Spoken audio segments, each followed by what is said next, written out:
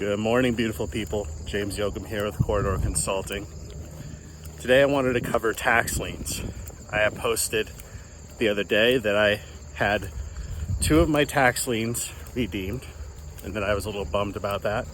But all in all, I got a 6% interest rate over 2.5 months on the liens that I bought, which is pretty dang good. So you might be asking yourself, why buy tax liens? Well, in Iowa, as I said, the return's pretty appealing.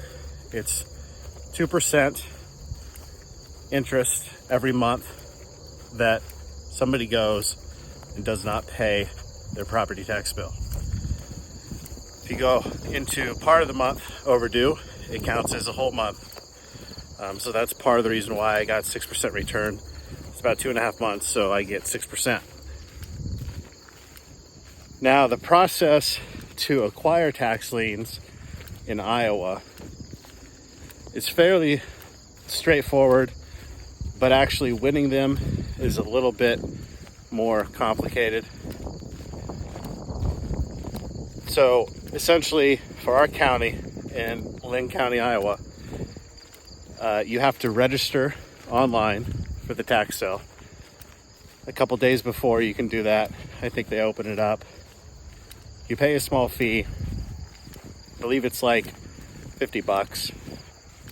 That allows you to get into the bidding list, and you can pull all the delinquent tax properties that they're going to be auctioning off, how much money each property owes, the owners of the property, the address, the parcel ID, so you can do research on the land and pull up any other issues that the property may have. So outstanding IRS liens, things of that nature. The IRS liens are the only thing that is going to stay with the property. If you proceed to foreclose on the property because that property owner still has not paid the property taxes that you essentially have prepaid to the county in hopes that property owner is going to pay. And you can foreclose on the property about 1 year and 8 months of them not paying their property tax bill. And if they continue to not pay, you can guarantee that you'll have rights to the property by paying next year's taxes on that parcel that you won this year. So once you win a parcel, if you want to foreclose on it, it's a pretty simple process as to you just need to keep paying the property taxes. Now, that being said, most people redeem. They end up paying the county the taxes and the interest. The county acts as an in-between between you and the property owner. So there's no real administrative work for you to collect your money. You just have to communicate with the county treasurer. So you might be thinking to yourself, well, that's great. You can buy tax liens, foreclose on the properties, get the property. And yeah, that is appealing, but that's way more work than I want to deal with. I run a CPA firm. I'm not into foreclosing on properties. I just want to get my interest. And so the intent that I go into in the tax lien sale is to bid on properties I think are not going to redeem for a long time, or properties I know are behind on property tax payments for a reason.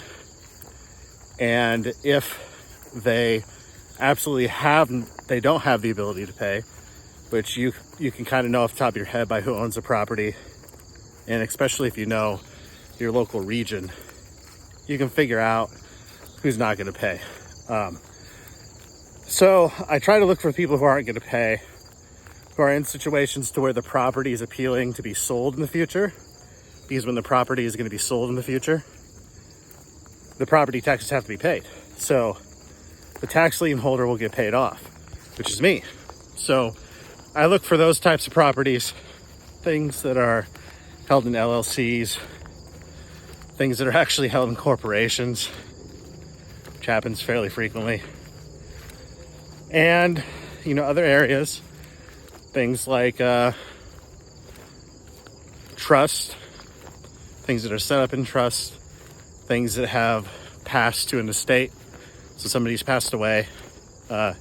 Typically there's an attorney on that case, and that asset will be sold and the tax lien holder will be paid off. So that's typically what I look for. A few other details. The Iowa has a bid down process. So on the tax liens, you're actually going into the bidding and you're bidding for the right to the property should the tax lien not be redeemed by the owner. So you go in, and typically everybody is bidding 100% as their first bid, and then they have a proxy bid, and everybody bids to 1%. So if you win a property tax lien at 1%, you do have a right to the interest. But if you go to foreclose, the judge is going to look at you and laugh. It probably won't even get to that point because you have 1% interest in the property. And the property owner will probably laugh at paying you because there's no risk in not paying you. You can't get the property. And the county is absolutely happier than a pig in shit because they've already got their money from you to pay their tax bill. Now you might be thinking, wow, well, maybe people bid all the way down to 1% and people do still pay. So what's the point in all this if it goes to 1% and they don't pay? Well, the counties around Iowa basically have that 100% max bid, 1% low tier bid.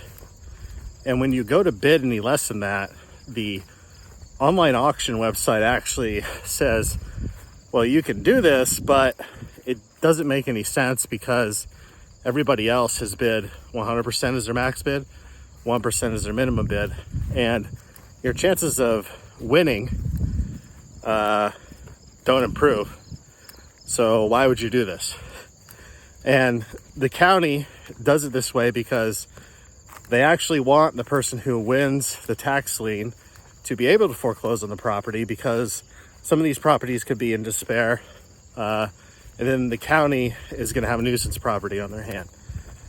So that's kind of a quick overview of tax liens and tax lien sales in Iowa. Comment below if you got any other questions. It's pretty interesting who they allow to bid, how that process works. I won't go into that now, but I'll just say that institutional investors pretty much, they've kind of cornered the tax lien sales because they can use proxy bidders. So they can register their employees and then they can transfer the tax liens from their employees to their investment vehicle. So anyways, I hope everybody has a great day. Like I said, comment below if you got any more questions. I'll try to answer. Thanks.